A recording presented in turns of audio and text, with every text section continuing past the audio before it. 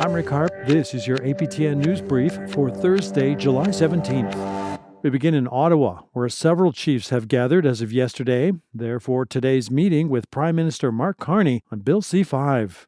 Now law as of just a few weeks ago. It clears a path to speed up the approval process for major development projects like pipelines and mines.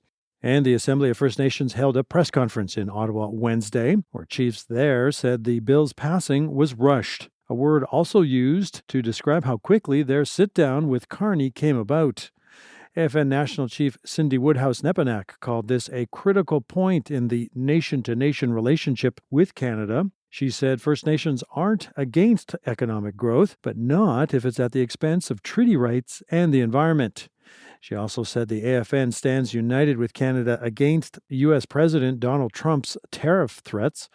Nepanak says she hopes the meeting with Carney will include an announcement about First Nations infrastructure. They had a commitment to close the infrastructure gap to 2030. We need traction, and we need to see it on pen to paper with all of us agreeing to that, to close that gap. I think that's a start to this conversation.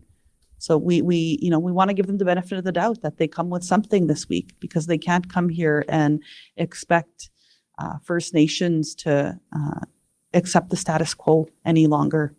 And the AFN was not the only group of chiefs to hold a press conference Wednesday.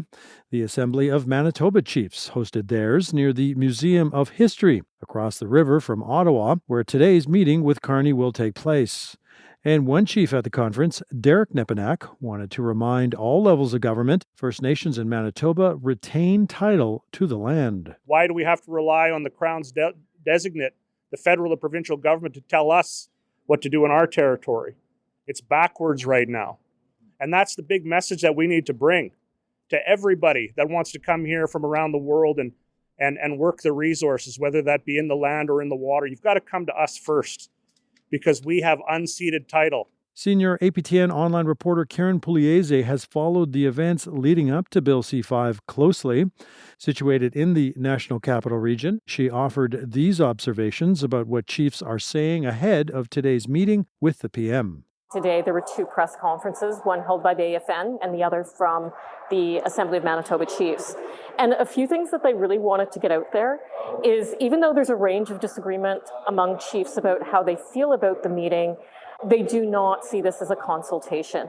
And that's been the big problem with this bill all along, is that they do not feel like they were consulted on it or consulted properly.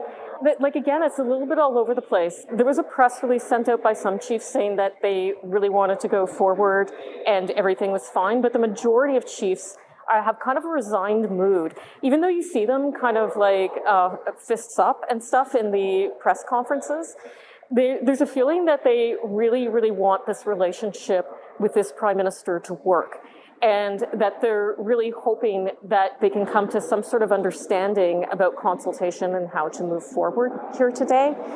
A few chiefs have come in saying that they want some things. We heard the national chief saying that she wanted infrastructure projects on First Nations to be included in national projects, something the Prime Minister has so far said wouldn't be a national project. Some of the chiefs have come in just with an open mind just to hear. So it's a variety of things. But there's definitely a resignation on trying to make this work. Definitely there are some chiefs here who want the law repealed.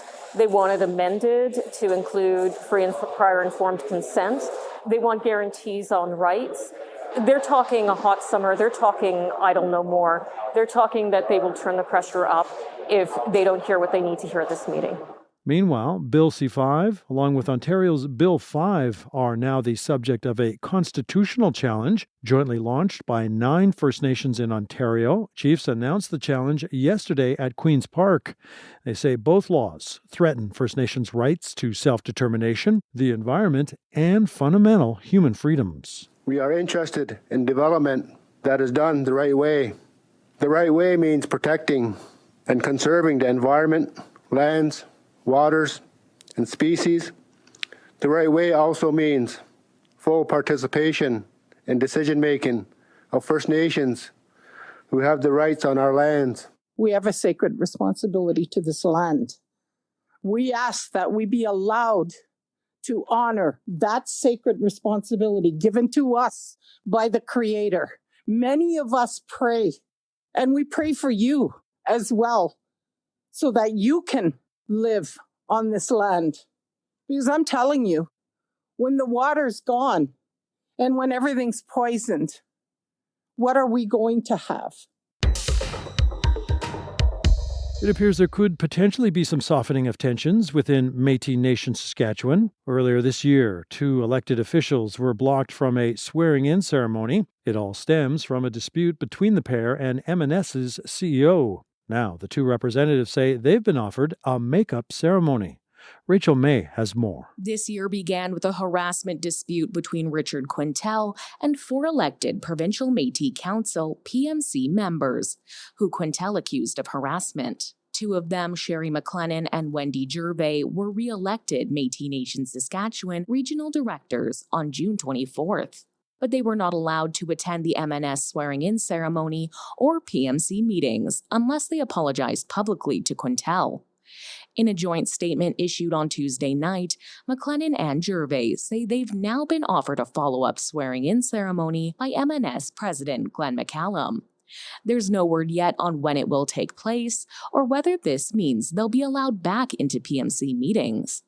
In a written statement, McLennan and Gervais said, "We know a lot of people have a lot of questions. We do too. Fighting for the voices of our citizens continues to be on our top priorities."